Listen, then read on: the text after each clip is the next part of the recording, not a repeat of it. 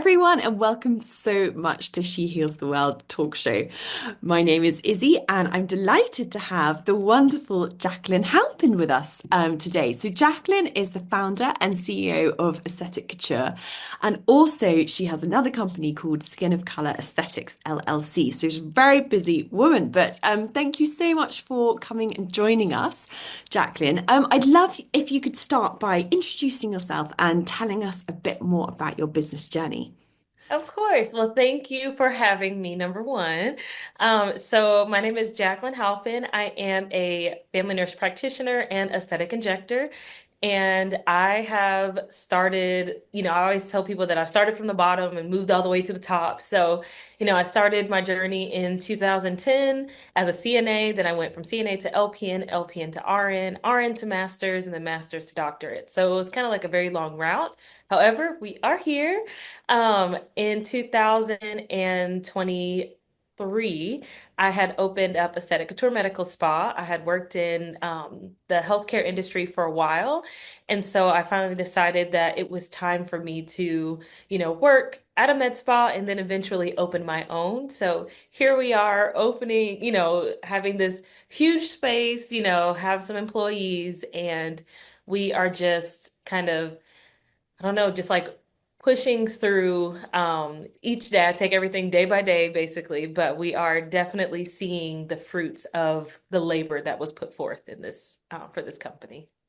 Ah, amazing. I mean, I don't know what half those acronyms mean, but I love the journey that you've been on. Look, one thing about the nursing field, we love our titles. Yeah. So if you ever, I wish I would have worn my scrubs today because the name goes like all the way across almost to my shoulder. It's Dr. Jaclyn Halpin, DNP, APRN, FNPC, very long. But yeah, we love our titles in the nursing field. It sounds amazing. So you started at whatever that was, and then you got all the way to doctorate. hmm Wow. Yes. What a journey just that in itself. And now you've got this whole business as well. So congratulations. Um, Thank so you. Jaclyn, I loved so we had a little chat before this interview, and you were sharing with me sort of your, I guess, niche and speciality in what you do, and the people that you serve. So I was just wondering whether you could talk a bit about sort of, the moment that you decided to actually go for this area of aesthetics, and your experience that led you to this point to setting up your business. Of course, of course. So, the aesthetic industry, of course, has been around for at least 20 plus years. And I have been only in the industry for about 4 years. But whenever I first entered in, I remember going to my first conference. And at that conference, there really wasn't that many people of color there. And then even when I started, looking at like, some of the trainings that were offered, because, at the med spa that I worked at, we received training on lasers. We received training literally on any and everything. And from the brochures to the training modules to the specific models that we had to come in or bring in, to even the trainers and, the patients that we had coming in, there weren't that many people of color in general. And so I was starting to think, okay, so what happens when a person of color comes in? Like, how am I supposed to treat that person? How am I supposed to treat them successfully? How am I supposed to treat myself, successfully? And so, as I was at another conference, I actually met my co-owner and friend Marissa. She co-owns the Skin of Color Aesthetics LLC with me, and we both talked about how, it was so important for us to be able to help educate clinicians out there, even help educate ourselves, in how we can treat skin of color effectively. Because if we're not seeing it and if we're not, learning about it in like the small little training sessions that we get, then how are we going to be confident and competent, when we are trying to treat skin of color? So after that was formed, I knew that I wanted to open up my own business. And so I said, okay, when I do open up my own business, I want to make sure that no matter what skin color you are, And that really does matter when it comes to like what lasers and what other treatments we can perform. So I don't want to say that as just being like, whatever skin color you are, you can come through the doors, but I wanted to make sure that no matter, what skin type you were able to come through the doors and receive a treatment, whether that be laser, chemical pills, microneedling, literally anything, you would be able to receive it. You may not be able to receive it from the same device as someone else that may be lighter skinned. However, you can still receive a treatment and you will be able to have successful results. It may take a little bit longer, however, you will still be able to get treated. So, yeah.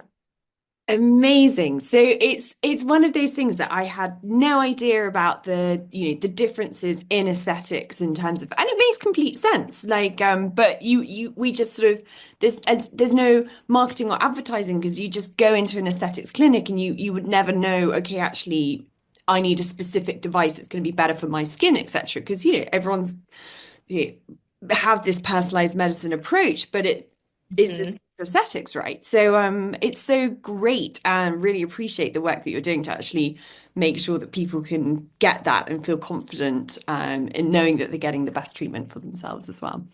Thank you. Thank you. So I would love to know then, because it sounds like this is sort of quite a passion of yours, because obviously you've got your educational business as well as sort of seeing your clients. So do you find that you're able to then weave in your values and beliefs into what you're doing in terms of how you manage to set up your clinic? Does it align with, the direction you want to go in, all that sort of stuff? Yes, so it definitely aligns. I would say when it comes to my clinic, you know, I did say, the biggest goal is to make sure that no matter what skin type you are, you're able to come in, you're able to see a treatment, and that reigns true. My client population is so diverse. I mean, you can literally see any ethnicity coming through this door and receiving a treatment, which is amazing to me because, when we say that we want to do something, obviously sometimes everything doesn't happen or align exactly the way that we want it to. However, I think that just solely from getting models of different ethnicities and being able to treat those models and then being able to post those models and then clients seeing themselves through the models that I had shown on my page and the results that they were able to receive that resonated with those future clients. And so now I'm able to serve a wide variety of clients and I'm able to see what works on some people and what doesn't work on other people. So it definitely has molded my way of thinking, the way of treatment, and been able to like spread my knowledge a little bit wider than what I, expected. So, Do you know what's really interesting as well is that we're always taught to niche, but you've actually done the opposite, but it's still a niche because not many people are able to do what you're doing, but you're actually able to see it, like the biggest range of clients ever, I guess. yes, yes, and it just makes me so happy that I'm able to do that because we have so many things that are in common. I mean, we all deal with dark spots. Every single person that comes in, they're like, I have this dark spot, whether it's red, whether it's brown, it's still a dark spot. But yeah, I mean, I'm able to, kind of t teach as well as, help, a wide variety of people. And mind you, yes, it's still a niche, but it's more of a broad, Yeah. one. It's a reverse niche. But so tell me then, what sort of challenges have you faced? Obviously, setting up an in-person clinic, you mentioned having staff, like what sort of things have you found tricky on this journey? So there's been a couple things. So the biggest thing is like marketing. I'm actually going to be working with a business coach. So we'll talk about that a little bit more, but that's gonna help with like finding the biggest niche because the thing is like when it comes to marketing, everybody can make the comment like it's hard to market, it's hard to market. Obviously you have to try your target demographic, but also it's the area too. So the area that I'm in, it is very difficult to market in. Um, but that's something that I'm working on. And then I would say let's see, hmm. So maybe the second thing would be, oh, I had it and then I was just like, oh, gone, gone away. So obviously it's not that difficult. Yeah. Or you've like blocked it out. Like, oh, now I know. When you said that, now I'm like, now I know. Employees, Mm. hiring employees. There is a saying and it goes, uh, slow to hire, quick to fire. And that reigns true. Oh my Lord, that reigns true. And I don't want to say anything obviously off any type of, way. Of course. But, at the end of the day, this is your business and you have to treat it as such. And if people that you hire on, they don't serve you and don't serve your business's purpose or mission, then you have to be willing to let those people go. And I feel like that was one of the hardest things for me because I don't like awkward situations. Like, I feel like it's just, but if you're the boss, you have to go through awkward situations and, you have to see, like, okay, I'm hemorrhaging money. And that means that I'm going to have to let people go. So you have to be okay with that. When I hired employees, I think the biggest thing that I have like well, owning a business in general is just a big learning lesson. Like you Yeah. literally learn everything. And I think that when I was in my interview process, I was so excited to hire employees for the first time that I basically led people to the answers that I wanted. So I'm like, I need a leader. I'm a leader. I need compassion. I'm compassionate. So Yeah. it's like you have to be careful with what you say and how you say it because, when you think about how you're in an interview, I'm literally trying to butter you up. I am trying to make you think I'm like the best person in the whole entire world. And then once you hire me, I still am a good person, but then the flaws come out, Yeah. after the fact, it's literally every human being, and so you have to be able to push your employees. And if they're not wanting to be pushed, if they're not wanting to work as hard, that was something that I had to deal with was being the only person working, but paying everyone. Yeah. And so, that's not appropriate. And when it becomes that type of situation, then you have to make the decision. You either keep them or you don't, and so if you keep them, what are the things that you're putting in place to make sure that they are meeting those goals, which those should be in set up in the beginning. You should have those key performance indicators in the beginning, and I didn't. Mhm. If I would have, then things would have been a little bit different. But setting up those KPIs in place, are you making it to the 30-day mark? If not, let them go. If they do make it to the 30-day mark, perfect. But what about the 60-day? Mhm. And then what about the 90-day? So have those things in place just so that you are being able to weed out the people that aren't serving you before you're 4 months down the road, $12,000 gone. Yeah. A lot of money, a lot of time, but it happens. And again, it's definitely a big learning lesson in general. So I would say those are the roadblocks or the things that have kind of, happened during the time of me getting to where I'm at. But I'm very grateful for those things too, because without those learning lessons, I wouldn't be able to navigate the space that I'm in now. So Yeah, and I guess it's one of those things where you're so passionate about your business. You just probably, well, I know with me, I just expect everyone to have that same enthusiasm, but actually they don't. nobody cares Yeah. but you. Well, and there was I think of I was listening to a podcast or something, and it said, if you find somebody and they can do 80% of what you can do, then that's good. And so I was like, okay, I like that because, we, like you said, we expect 100%. We expect like for you to be on the same energy level, for you to be on the same mindset as the business owner. But newsflash, they're not the business owner. You're the business owner. So yeah, you're going to be the one who's going 1,000%, forward. And so finding people that can do at least 80% of what you do, you have the perfect team. So I guess so the lessons would be the actual interview, not telling them what to say, and then structuring, I guess, if you find the right person, those sorts of KPIs so that people, I guess, know what they need to deliver, but then you've also got something to, yeah, check that they're Keep them delivering. accountable. Yeah. Yeah. Yeah. And I mean, it gives them the responsibility too. So you don't feel responsible for having to let somebody go. They know, okay, these are the things that I'm responsible over.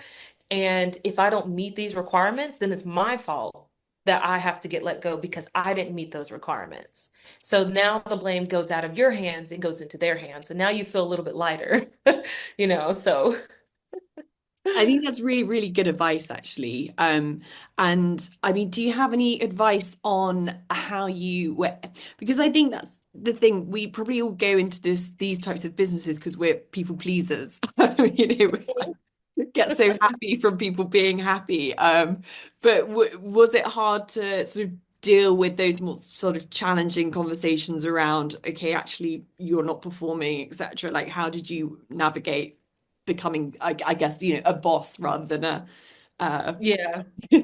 Yeah, it was awkward. It was awkward.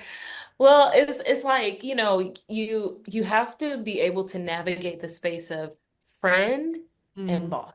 mm, And there's no such thing as friend when you're the boss. yeah, That's the hard part because we're all if you're a girl's girl, if you like to, laugh and giggle and and all this stuff, but you also have to be able to draw the line in the sand with certain things. So there was different things that I would do that I didn't want to sound like harsh or sound, I don't know, like I don't know. I just wanted to like kind of draw a line. yeah, So the way that I was able to do that, this kind of helped me to where I was able to get to the point of being able to talk with them and stuff. I was setting up boundaries for myself. I mean, it even was boundaries of like, there was one time where one of my old employees called me Jackie. And I was like, is Jaclyn or is Dr. Halpin? I saved Jackie for my personal, yeah, relationship, my yeah, friend yeah, and my family. That's it. Setting that boundary, helped to kind of separate a little bit, but just being able to set up some of those little boundaries in the beginning helped when it was time for me to like put my boss hat on and have those conversations.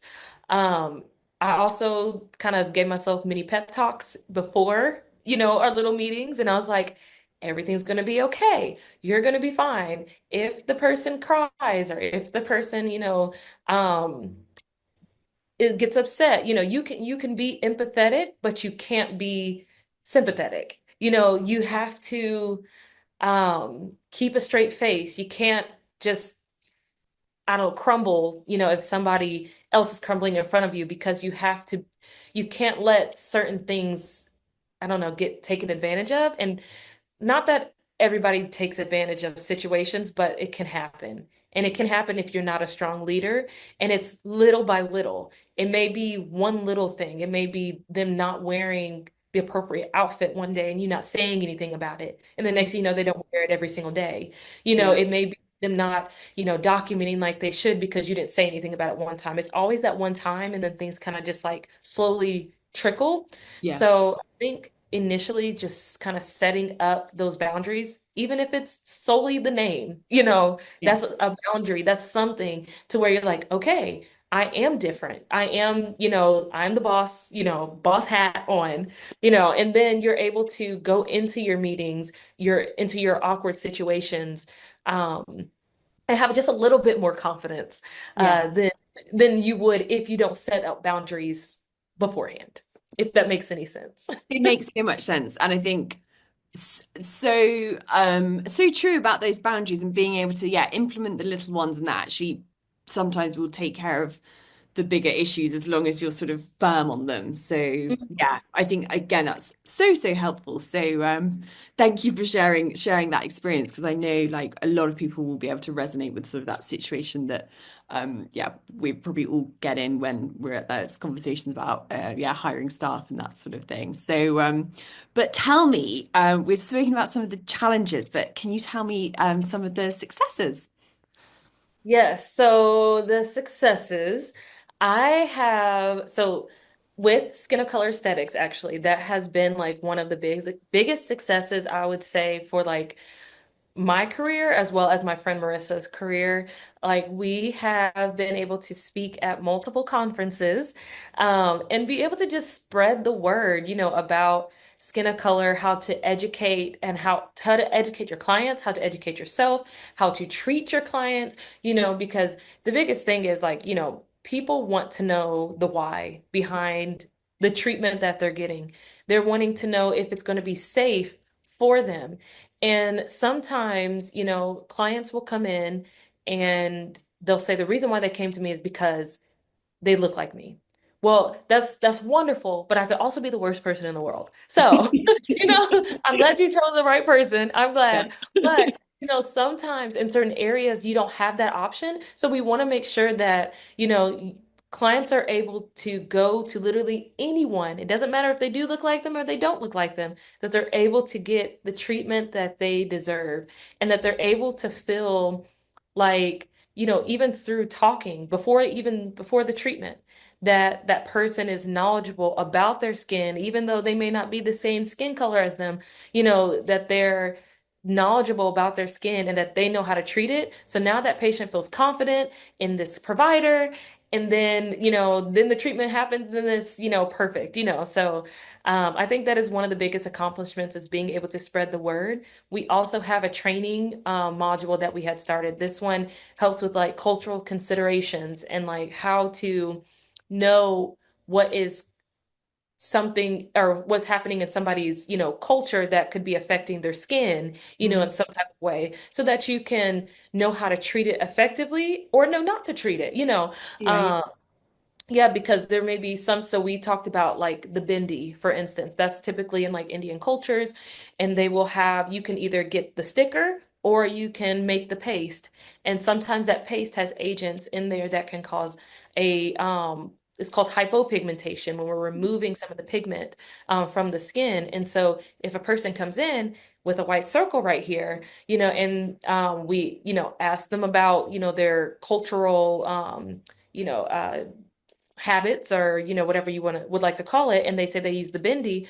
Well, of course you're not going to say, well, you can't use that anymore. It's a part of their religious practices. So instead you could say, okay, well, here's a recipe on how to make a bindi that's going to be, a little bit safer. It's not Yeah. going to, cause that hypopigmentation, and we can also treat that area if that's okay with you, so that you can still be able to, practice in your religious practices, but also be able to um, walk around with clear skin when you're not Mm. wearing the bib. So yeah. Oh, I'm just so excited about yeah, how much you're able to serve people and the fact that with the education it's such a ripple effect, as you said, because you're reaching so many people by educating these clinicians on yeah, things that yeah, they may not get taught this. I mean, I'm guessing they're not taught this, which is why you're here to actually Yes. raise this awareness. Which is crazy because again, like we said, like it's been around for 20 years, like 20 plus years. So Yeah. like, why isn't it being taught? Why is it like an afterthought? And I wouldn't necessarily say an afterthought, but it's not at the forefront. Yeah. It's not as sought after. And I think the reason why too is because before then, not that many people of color were getting treatments like this, but now there's been an influx of people that have. And since there has been an influx, now it's like, okay, there's a lot more people coming through, a lot more people of color. And so this does need to be at the very front of people's minds because, yes, you may be in an area where you may see one person of color walk through the door once a month, but you need to feel confident as if you've seen 15 people a month, you know? So yeah, we are excited about the reach. We are in the process of finishing up our module for melasma and rosacea, and then we'll be doing a laser module. You know, modules take time, but we are like getting there just so that we can help to push that out too. So yeah. Incredible, what you're doing. And so just wondering, in terms of how you've been building your business, do you have any good strategies or tactics that you can recommend to our audience, like things that you found has helped your business grow? Yes, so get an accountant. That was like we do not know how to deal with a whole bunch of money, like maybe a couple hundred, maybe 1,000, but like, get an accountant. That has definitely helped me kind of be more at ease with different things. Um, the accountant kind of goes hand in hand with also like be afraid of the government, make sure you're paying your taxes like you should. Every time I get any type of payment that comes through, I take about 15 to 20% out, and then I put that away just so that I can make sure that by tax time we are good. I have enough money, to pay my taxes. Um, I love self-help books. I can't even speak. But I love those type of books. My friend actually gave me the Profit First book, and I thought that was a very great book because it helped me to be able to give myself a profit first. Mm, So basically what that means in like a very short nutshell, like when we get to tax time, we get to the very end and our accountant is telling us, you made a profit. You're like, oh my gosh, I'm so excited. Let me have it. I'm so excited to get my paycheck. And they're like, no, you spent it. You spent it all through the year, but we just want you to know you made a profit. So this way you are able to actually like get a profit too for yourself. So you can feel like, okay, now I have had like a little bonus for myself. So right now I just give myself 1% of a profit. That's literally it. It's literally nothing, but I feel like I've given myself something each month when I'm able to transfer it into my profit section. yeah. So yeah, so I think that has definitely helped with growth. But the biggest thing, and especially in my industry, the biggest thing is education. So there's a lot of people that think that, once you get into this space, once you take your basic training, that's it, you're good.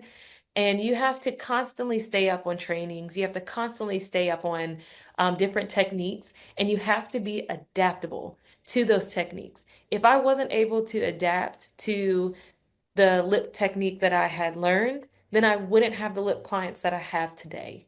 So if I was staying in the same exact headspace and the same exact technique, then I wouldn't be, seeing multiple clients and being known for what I do. And so I think that the biggest thing for people who want to navigate the aesthetic space is number one, is very, very expensive, but it's very um fruitful and very, I would say, um, well, I guess fruitful is a good word, but for knowledge, like you will learn so much and you will grow so much within this industry, and you will grow even better if you work somewhere else. Don't start your own. Don't get excited and be like, I'm just gonna go start my own med spa. I think one of the things that people um kind of, I guess, misjudge is thinking that it's the field of dreams. Mhm. It's if you build it, they will come. And in reality, you're going to build it, but nobody's coming. So, you know, you have to be able to learn and grow in another space, be able to, kind of see the ins and outs of how to own and operate a med spa, and Mm. and see if you even want to own and operate a med spa, and then make that decision after a year or two or three, years of working under somebody and having, growing your clientele, growing your following, so that when you do go out on your own, you can be just as successful as the next person. Mm. So, Yeah, because I think that's a really, really good point because it's with bricks and mortar is one thing, but you've got all the tech that you need to buy as well. So it's a huge like financial commitment that you need to be able to meet. So it makes complete sense, like getting all that experience in an existing spa to see, okay, how is it run? How do people, finance the loans, I guess, people might take out to buy certain equipment. And also, yeah, as you said, building up that client base so that you have got some revenue that can come in. It makes complete sense, but you do, I think, you're just like, I want my own space, da da da, dive right in. And actually, yeah, that's probably, as you said, not the It's right. not the best idea. Well, and I mean, I remember when I first like I was so naive. I was like, I'm gonna get a loan for 50 grand. Number one, in the aesthetic industry, 50,000 is pennies. I'm not even like Wow. pennies. So yes, in the United States, it's pennies. It's laughable almost because like but at the time, I'm like, I'm getting a loan for 50 grand. I'm getting this, I'm getting that. Because I already knew, like, I'm a nurse practitioner. I have my doctorate. I have an 800 credit score. I'm like, I'm going to be good. My husband has an 800 credit score. He's a physical therapist. Like, we're good. And then I go to the bank, and the bank is like, and who are you again? And I'm like, what? You don't know me? Yeah. My credit history. Like, Have you you seen don't all the know me. names on my Right. badge? You're like, what? Babe, you don't know all these names? What? So, so instead of 50 grand, they gave me 10. Oh, Yeah, and that was the big oh moment.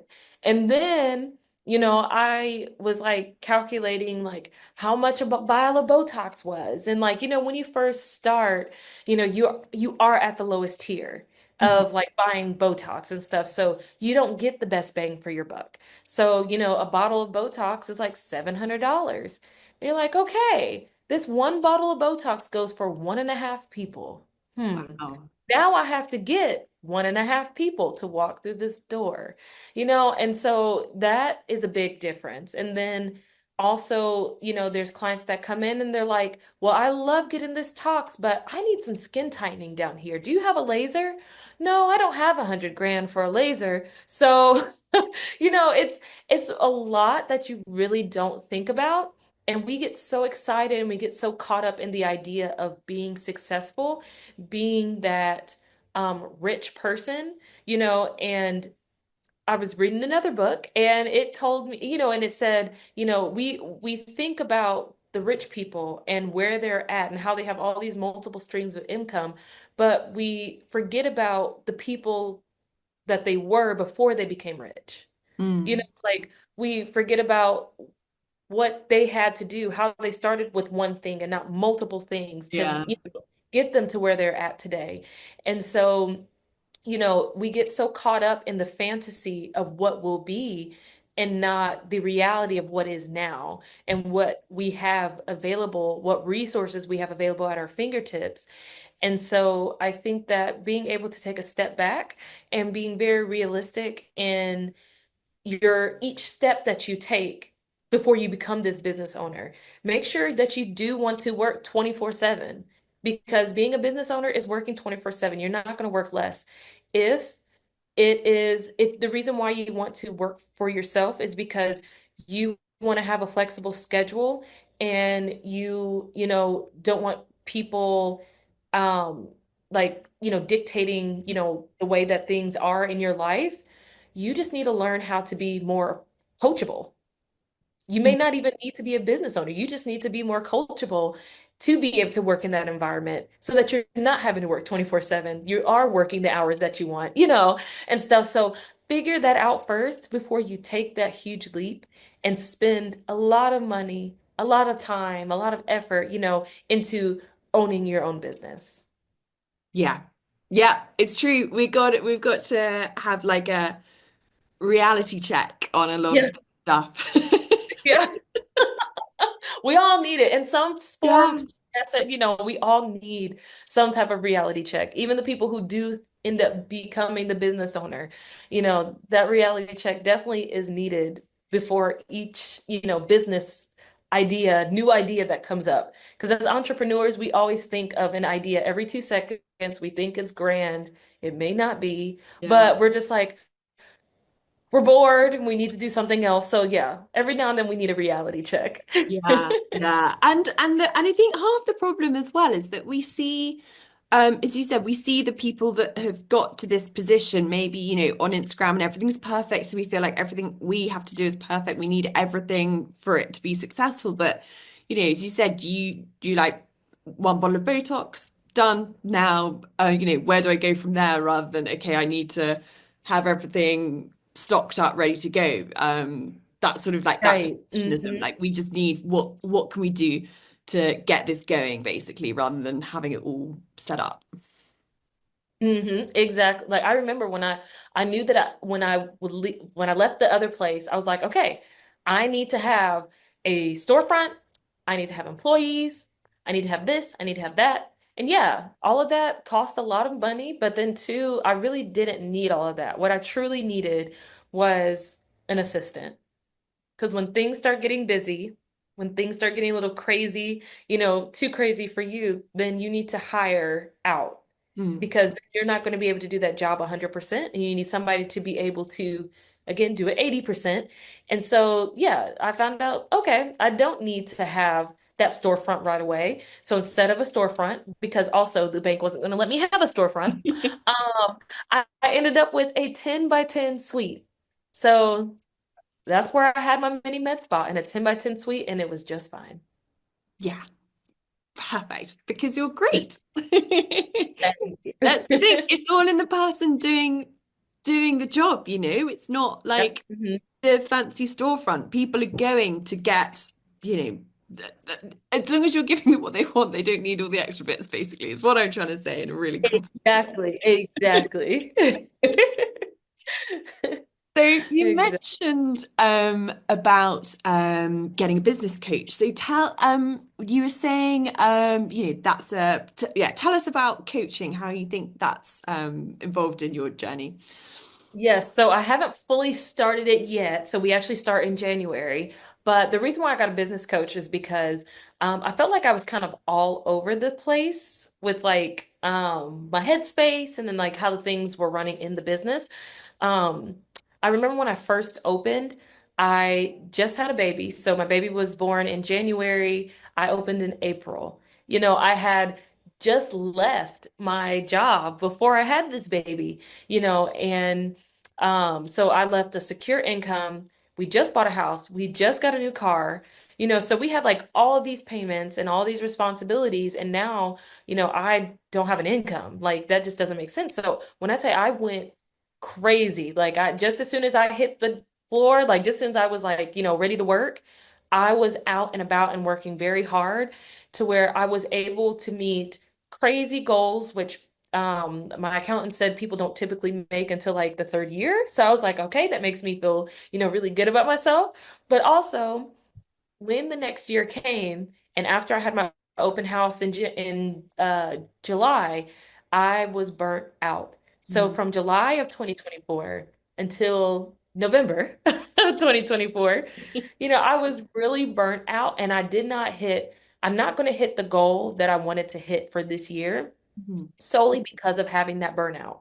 mm, And there were a lot of things like when I really sit back and reflect on like what I did and what I didn't do, the biggest thing was not giving myself breaks and not having somebody help me kind of align my mission, vision, and values mm, with my practice, with my marketing, with my literally everything that has to do with the business. mm, So that's why I said, okay, it's time for me to get some guidance because I have a plan for my business, but I also know that I was in the way of reaching a goal that was a part of the plan in my business. So if I know that I'm the problem in a certain aspect, then I need to be able to find somebody that is going to help me solve this problem so that whenever burnout does come again, because it will come again, when it does come again, it's not going to be as severe and I know how to handle it correctly. mm. So would you say because you were sort of forced because of the situation, bills, babies, all that sort of stuff. You just had to hit the ground running. So I guess you didn't have that space, as you said, to align everything first. You just had to go, go, go, go, go, make money, make money, make money, rather than that Yeah, it space. was definitely go, go, go. And I think I was also scared to like give myself a break because I was like, okay, if I give myself a day off, then somebody will want to have that space or somebody will want to have that time. And then that would mean that I would take money away from, the business, which would also take money away from, my baby and my home, and all this stuff. And it was just like, working out of desperation and not intention. And Mm, so I feel like moving forward, now I'm able to see, yeah, I kind of was in a space where it was just like, you have to just go. There's mm, no slacking, and all this stuff. And I'm very grateful for being able to be in that mode in the first place, but it definitely it made me hit a wall at a certain mm, point. And I thought that it was just that month. And then the next month came. And then the next month came. And it was like little bits. It was literally like, me not feeling like I just want to post. mm, Or, if I did make a post, it was like literally that, probably a couple hours beforehand. And if Instagram or Facebook malfunctioned, and it did a couple times, then I wouldn't have a post because, I did it too late and stuff. And so, and I didn't feel like redoing it, and it's just like, take a break, get mm, somebody that's going, if you realize you're starting to see yourself like this, take a break and give yourself some grace also. That's another thing because, as a business owner, number one, we've made it. We've made it here. Typically, business owners don't succeed within the first year. So, like we've made it to this point. So pat ourselves on the back for that. And then get somebody that's also going to help to guide you when you're kind of feeling off. Like when you're feeling like if there's a lot of uncertainty or a lot of I don't knows, then you need to find somebody who does know so they can help align or mm. put you back in line. So yeah. Yeah. So, out of interest, like, how did you find the person who was gonna help you do this? Like, how? Because it's hard So to actually know, yeah, who's gonna be the one that's gonna to help. help guide you. Yeah, Yes. So, and it's funny too, because like as you say that, so I was talking to my husband about it, and he was very skeptical too.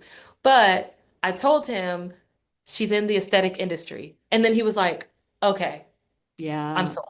Because it's the thing, like I feel like there's sometimes where you'll hear business coaches say, like, a business coach is a business coach. To an extent, yes. But to another extent, you have to know that industry. yeah. And this aesthetic industry is completely different, than a lot of industries, especially when it comes to marketing. Because when it comes to this industry, this is not a necessity. This is a luxury. Mm, So, how are we able to speak to people about needing this luxury service? yeah, You know, like the hospital, you need to go there. The doctor's office, you need to go there, yeah. but you don't have to come and get a facial. You don't have to come get Botox, but people choose to. And so now we have to educate them of why they need it to help boost their self-esteem to make them feel better. Mm, So finding the coach, that the biggest thing was finding somebody that was in my area because then they would know how things operate, on the back end, and be able to map out goals for me with my help, but also with their knowledge of what's actually happening, so they can be realistic, when we are trying to write down a plan. yeah, that makes complete sense. And yeah, I think actually it's true because everyone will have their own, I guess, unique way of marketing their business. And of course, actually, yeah, in this space, you said it's a luxury, so that is, yeah, in itself a challenge to yeah, because that's the first thing that people cut, right? When they don't feel financially Stable or yeah, yeah, it's always us, which is okay because that's what I cut, like that's typical. So now the goal is how do we not get cut? yeah, How do we stay some form of necessity? But yeah, I think that's the biggest thing for like me finding the business coach. So I found her through another nurse practitioner slash business owner that also, she's in the process of trying to hire people. She's never hired people before. And she used to work in another med spa. Now she's on her own and now in the process of hiring. So she decided to get a business coach. So I feel like I'm working backwards. But in reality, I'm not. I'm moving forward because, it's like, okay, you didn't get a business coach early on because that's something that you didn't think you need. Now you know you need it because now you know what you're doing. And so, or at least you think you know what you're doing. Yeah. So, so now, you need somebody who's going to help to continue to like guide you in the right direction. So do you see sort of 2025 being more around that marketing aspect of for the business like then? Yes. So the biggest thing I think is like, yeah, marketing, like getting my target audience, having them understand my why through my marketing. Um, Increasing, like right now, we're working on our email marketing, increasing the email marketing. But the biggest thing is just, getting more people to know that we exist. Because, when you think about it, you would hope that when you are somewhere that, everybody would know about you, but you have to think about how many people are in your area. Right now, we have about 350,000 people in Greensboro. And so, okay, how many of those people actually know you? I would love to have a fourth of those people to know who I am. And right now, a fourth doesn't know aesthetic couture. So, so it's like, okay, so how can we reach those people? How can we let them know we exist? And then why they need to choose us over the competitors. So yeah, that's what we're going to be working on in 2025.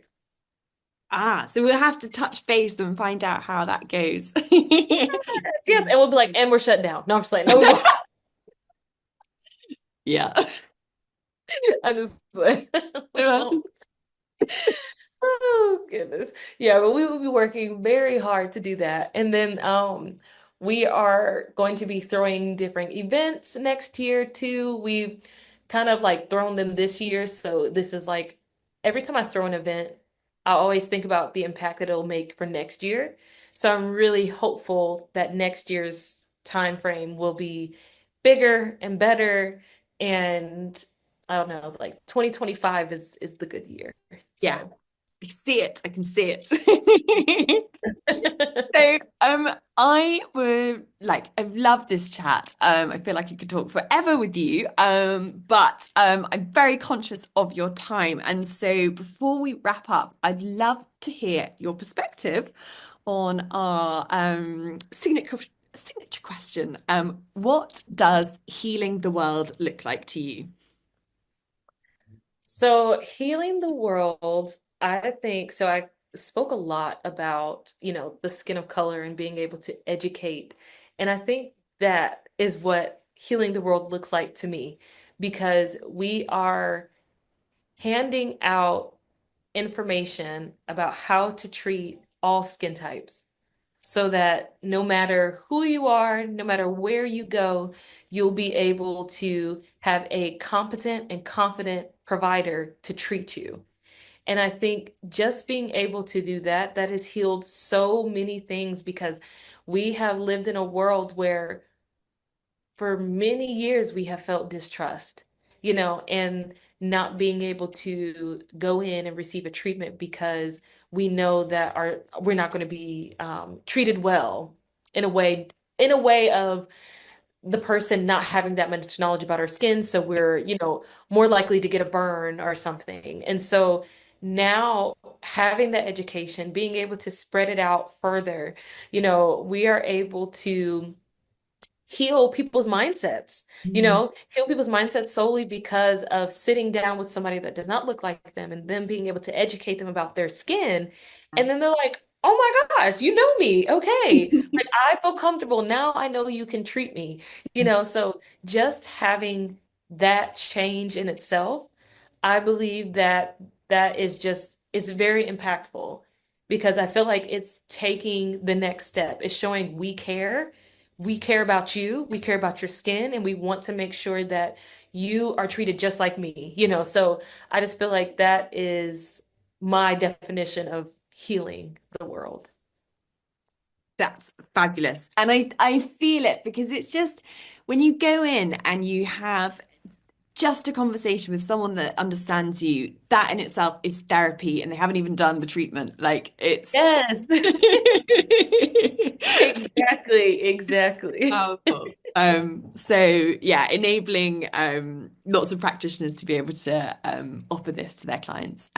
Very much appreciate the work that you're doing.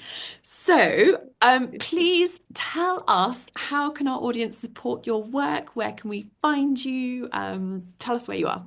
Of course. So let me start with the Skin of Color Aesthetics. So you can find us at skinofcoloraesthetics.net. That is our website. If you want access to the training, our training is $2.99, and you can find that within the website, or you can, go to our Instagram, which is Skin of Color Aesthetics LLC, and we can help you, to receive or, take you or get you to the right place, basically. We also have little educational tidbits on our Instagram. If you are wanting some free knowledge, we have all of that there. For my business page, it is Aesthetic Couture Medical Spa, or you can just go to the aesthetic provider, which is my personal page. I have so many pages. But if you, I do like a bunch of videos. I do Mondays with Dr. Halpin, and that just gives you free education about the different treatments that we offer, and how it can complement your skin. So yeah, so find us online, find us on social media. I am very heavy on social media and will be even more in 2025. Yeah, That is the goal. go to the newsletter. Right? You'll be seeing that soon. No. Ah, goodness. Amazing. So, yeah, so we will make sure that everyone finds you, supports you because you're doing fabulous work. Thank you so much for doing this work, for sharing with us how you've managed to achieve all of this with all the other things in life. You're an inspiration. And it's been such a joy to talk to you. So thank you so much. Yes, thank you. Thank you so much for having me on here.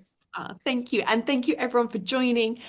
Stay tuned for next time where we'll be having more chats with incredible women like Dr. Halpin. So thank you. Thank you for listening to the She Heals the World talk show. To find out how you can grow your purpose-driven business, visit us at www.shehealstheworld.com.